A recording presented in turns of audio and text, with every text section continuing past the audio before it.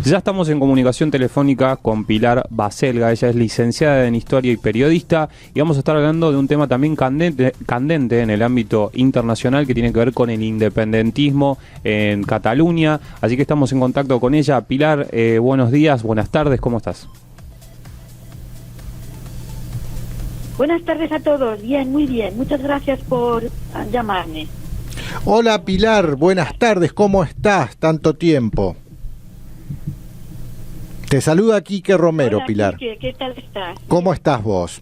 Pilar, acabas de publicar en tu maravilloso blog No Morir Idiota una nota titulada Quim Torra, una elección brillante. De Jordi Pujol, preguntás. ¿Quién es Quim Torra? Contanos un poco.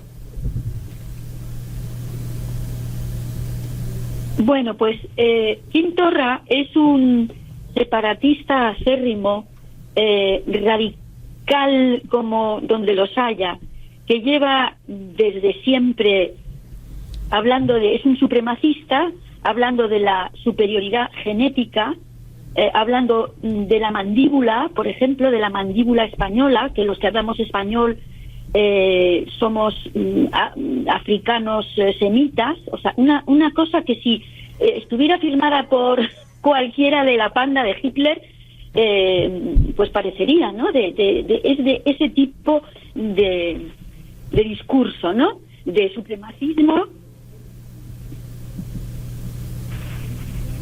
¿Hola? Sí, se te está escuchando perfectamente. ¿Hola? Se te escucha perfectamente, Pilar. Ah, vale. Gracias. Bueno, pues sigo. Entonces, este personaje estaba digamos, aquí cuando te votan para un parlamento, estás en una lista, ¿no? Y él era en la lista era número 11. Tenía, digamos, tanto protagonismo, a pesar de llevar incrustado en el Estado catalán, en las infraestructuras, quiero decir, en cargos del Estado, desde de repente Puigdemont, que no sé si saben los oyentes, que está en Alemania ahora e intenta dirigir la elección del presidente en funciones desde allí, lo ha colocado como su representante, en cierto modo, como su baza, su candidato, ya que él no puede. O sea, una de las cosas que pretendía Puigdemont era desde Alemania y hacer, digamos, dirigir el Parlamento como por Skype, una cosa así, ¿no? Sí, hay que saber que si está en Alemania es porque está huyendo de justicia y porque sabe que si entra en España lo meterán inmediatamente en la cárcel. Pilar, ¿y cómo es posible entonces que este señor Quim Torra haya llegado al gobierno si venía número 13 en la lista? ¿Cómo es que de golpe el tipo se alza con la presidencia del Cataluña?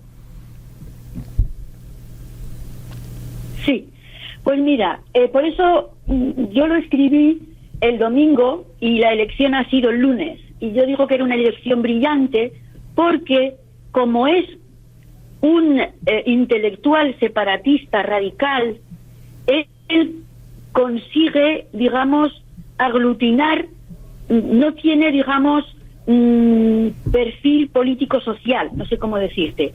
Él tiene una idea. Cataluña se haga una república independiente. Es su proyecto.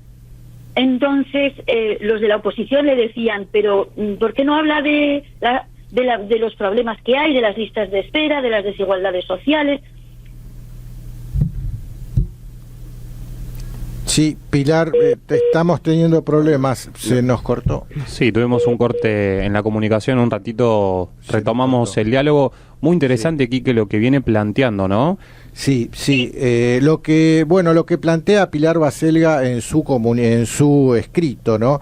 Es que este señor Quim Torra es más o menos el testaferro de Jordi Pujol. Ya nos está escuchando nuevamente, Pilar. ¿Nos estás escuchando, Pilar? ¿Volviste a la comunicación?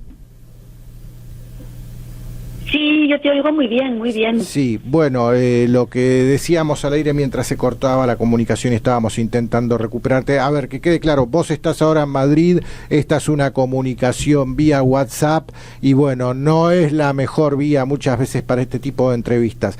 Pero lo que decíamos, ¿es Quim Torra un testaferro de Jordi Pujol? Que se va la comunicación. Sí, la pregunta que si así es Quim Torra un testaferro de Jordi Pujol.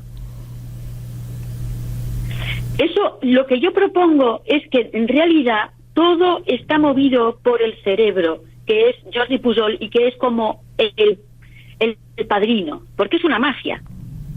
Están todos metidos en corrupción, en desvío de fondos, en cuentas en Suiza, en cuentas en Andorra, en fin, todos están, o sea, Jordi Pujol, y luego Jordi Pujol, como se tuvo que retirar por corrupción, puso a Artur Mas se retiró y por lo mismo, y puso a Puigdemont está huido porque ha incurrido también en malversación de fondos públicos, y ahora está huido, y ahora ponen a Quim Torra, y yo creo que todo esto está monitoreado por Pujol, que es el más listo de todos, porque Puigdemont no es inteligente, y bueno, yo creo que el proyecto es desestabilizar España y así conseguir destruir España. Por eso de aquí podemos pasar al artículo, si quieres, de Hispania de Lenda Est, porque es tremendo lo que está pasando en España. Sí, lo último que vos planteás en esa nota, que es la anterior que habías publicado en tu blog No Morir Idiota, es esta nota Hispania de Lenda Est, que era una serie de puntos,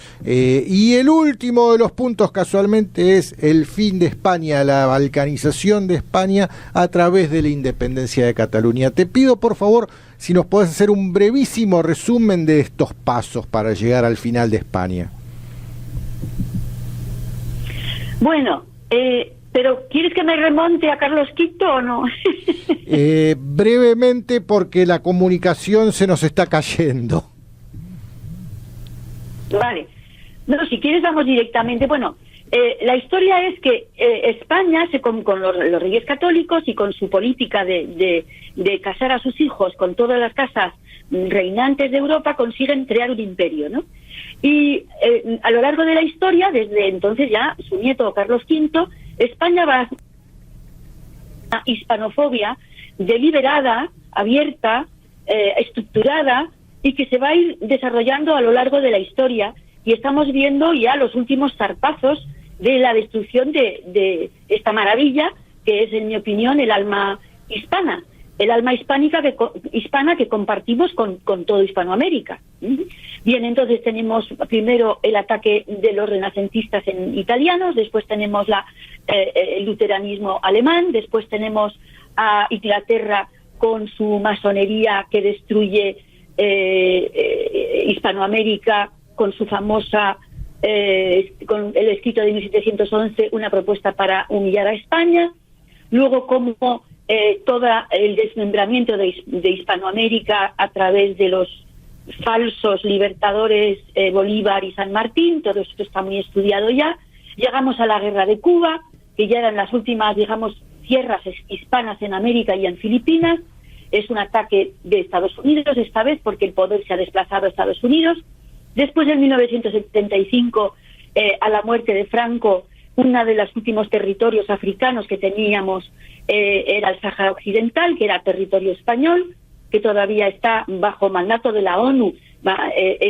Somos la autoridad política, España es la autoridad política, pero ahí se ha metido Marruecos y hacen de su capa un sayo y están maltratando y, en fin, destruyendo a la población saharaui. Después, cuando entramos en la Unión Europea en el año... primero, en el año 78 se redacta una constitución que se divide España en 17 autonomías. Esas 17 autonomías es la prefiguración de lo que está pasando ahora, porque España nunca había estado dividida en todas estas partes. Eso es una fabricación de 1978 y hay muchos que creemos que esa Carta Magna, esa Constitución, estaba deliberadamente escrita para lo que está pasando ahora, ¿no? Para preparar la estructura de lo que está pasando ahora. Después, cuando España entra en la Unión Europea en 1985, para entrar en la Unión Europea le piden que arranque olivos, arranque viñas, porque los olivos hacían competencia con el aceite de oliva italiano, las viñas al vino francés, las cabezas de ganado a Alemania, Francia e Inglaterra. Después tenemos que desmantelar la siderurgia, porque la industria siderúrgica española competía con la alemana. En fin, total, que para entrar en la Unión Europea España se tiene que poner de rodillas y convertirse en un país, como dicen ahora, de camareros y de playas. Después se empezó a privatizar todos los tesoros nacionales. En España no se pagaban, en 1980 no se pagaba impuesto de la renta, no se pagaba IVA y muchos impuestos no existían, porque el Estado era rico, tenía empresas públicas muy poderosas, y esto fue a partir de Felipe González. Se empezaron las privatizaciones, que consiste en vender a los amiguetes las empresas de todos, y todos estos se llamaban Telefónica, Repsol, Cepsa, Endesa, SEAT, Gas Natural, Iberdrola, Casa, Canal Isabel II, en fin, incluso hasta Iberia, que ha sido la compañía aérea vaciada. Las arcas de Iberia han sido vaciadas por British Airways en una cosa que es absolutamente impresentable. Bueno, después vino el 15M, creado por Soros, Podemos financiado y creado por Soros, y ahora estamos en el proceso separatista, que ya un periódico tan, digamos, oficialista como El Mundo acaba de decir alto y claro que el proceso separatista de Cataluña está financiado por Soros, además de por el dinero español, pero además por Soros. Entonces, además de toda esta situación, nos encontramos que está habiendo cada vez más, digamos, publicidad, está saliendo a la luz la pederastia de las élites en España, es mundial, pero en España en particular, la satanización de la juventud con una agenda del marxismo cultural y de la agenda LGTB insoportable. Los jueces españoles están siendo atacados, incluso 2 de ellos han muerto en extrañas circunstancias, uno de ellos precisamente cuando estuvo en Argentina, que era el fiscal general del Estado español, el señor Maza, que murió repentinamente de una enfermedad muy extraña, una enfermedad renal. Lo extraño también es que no se hizo autopsia y se cremó el cuerpo como si se quisiera hacer desaparecer el cuerpo. También murió de una manera extraña a los pocos días el fiscal mayor de Cataluña, Romero de Tejada. Después el propio ministro de Hacienda ha desautorizado al juez que está llevando adelante los juicios a los separatistas, el juez Llarena. El ministro de Justicia catalá arremetió el otro día públicamente con ataques personales al juez del caso de la Manada, que es el de estos chicos que supuestamente violaron o no violaron, depende de cómo se mire, a una chica en los Sanfermines, en Pamplona.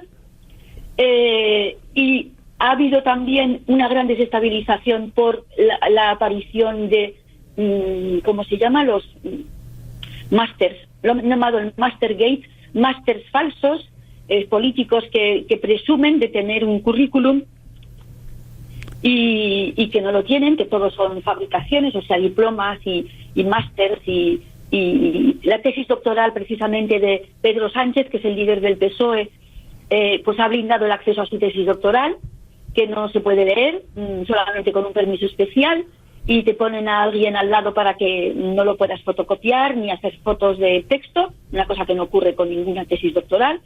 Y luego, finalmente, el acoso y derribo a Leticia, la reina Leticia, y a la familia real, que está recibiendo últimamente una gran cantidad de ataques por cualquier cosa que haga.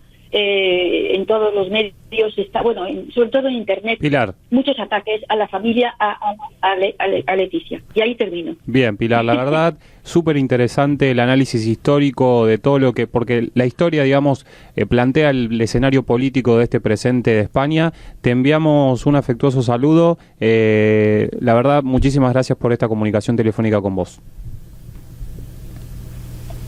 Gracias a vosotros.